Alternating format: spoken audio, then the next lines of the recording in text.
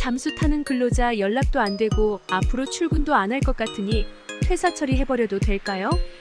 그러나 이 같은 경우 근로자가 추후 부당해고 및 해고 예고 수당을 주장할 수 있기 때문에 주의가 필요합니다. 무단결근 직원에 대해선 징계 절차를 진행할 수도 있으나 아예 잠수를 타는 형태일 경우 근로자의 사직을 간주하는 절차로 진행하는 방법을 고려할 수 있습니다. 단 무단결근을 근로자의 사직의사로 간주해 처리하기 위해서는 근로기준법과 취업규칙에 따라 신중하고 단계적으로 절차를 진행해야 합니다. 그렇지 않을 경우 해고, 분쟁의 시비가 생길 수 있기 때문입니다. 최근 한 판례에서도 약 100차례 이상 무단결근 지각을 한 근로자에 대한 부당해고가 인용된 사건이 있습니다. 우리나라 해고 정말 어렵다는 말이 절로 나왔던 사건인데요. 그 이면에는 부당해고로 인정할 만한 나름의 사유가 있었습니다. 일단 무단결근 시 사직 간주 처리를 위한 절차와 방법을 알아보겠습니다. 1. 취업규칙 및 근로계약서의 명시. 무단결근 시 일정 기간이 경과하면 사직으로 간주된다는 규정을 취업규칙 또는 근로계약서에 명시해둘 필요가 있습니다. 예를 들어 연속 3일 이상의 무단결근 시 자동사직 처리와 같은 규정을 명확히 해두는 것입니다. 이러한 규정이 근로자에게 사전에 고지되고 근로자가 이를 명확히 인지하도록 해야 합니다. 서명 등을 통해 규정 내용을 숙지했음을 확인받아 두는 것도 좋습니다. 2. 무단결근 확인. 근로자가 무단결근을 하게 되면 먼저 무단결근이 발생했음을 정확히 확인합니다. 이는 출근 기록, 근태관리 시스템 등을 통해 확인할 수 있습니다. 무단결근이 발생하면 즉시 근로자와 연락을 시도해 결근 사유를 확인합니다. 이 과정에서 연락이 닿지 않거나 근로자가 사유를 제대로 설명하지 못하는 경우 다음 단계로 넘어갑니다. 3. 경고 및 통보. 무단결근 후 빠른 시일 내에 근로자에게 1차 서면 경고를 발송합니다.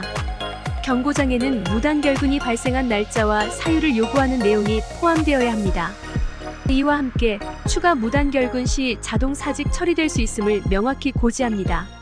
1차 경고 이후에도 무단결근이 지속되거나 근로자가 연락을 피하는 경우 2차 경고장을 발송합니다. 이 경고장에는 기존 경고에도 불구하고 상황이 개선되지 않았음을 명시하고 일정 기간 내로 출근하지 않으면 사직으로 간주될 것임을 다시 한번 경고합니다.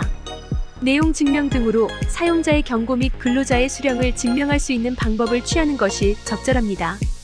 앞서 말씀드린 100차례 이상 무단결근, 지각을 한 근로자에 대한 회사의 해고가 부당하다고 판단된 이유를 여기서 알려드리겠습니다.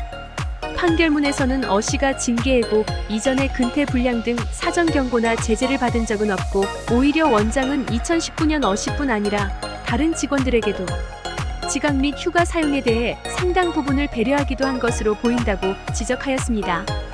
즉 무단결근이나 지각에 대해 회사가 어떤 경고도 하지 않고 해당 근로자 외 다른 근로자들에게도 문제 삼지 않아왔다는 것입니다. 그러다가 이제와 최고 징계 수위인 해고를 하는 것은 부당하다는 것이죠. 따라서 회사가 무단결근이나 지각 등 근로자의 귀책을 문제 삼는다는 명시적으로 경고를 하되 개선의 기회를 주는 차원에서 경고는 2차례 이상을 하는 것이 적절합니다. 물론 그 이전에 무단결근과 지각, 일수 등에 대해 징계 등 근로자의 귀책 사유로 정하거나 사직 간주 규정을 두는 것도 필요합니다. 4. 사직 간주 처리 통보. 근로자가 정당한 이유 없이 지정된 기간 내에 출근하지 않거나 연락을 취하지 않을 경우 사직 간주 통보서를 작성하여 발송합니다. 이 통보서에는 무단결근으로 인해 근로관계가 자동 종료되었음을 명확히 밝히고 사직 간주 처리 날짜를 명시해야 합니다. 최소한 사직 간주 통보서는 내용 증명, 우편으로 발송하여 근로자가 수령했음을 증명할 수 있도록 합니다. 5. 후속 조치. 사직 간주 후에는 근로자의 퇴사 처리와 관련된 행정적 절차를 진행합니다.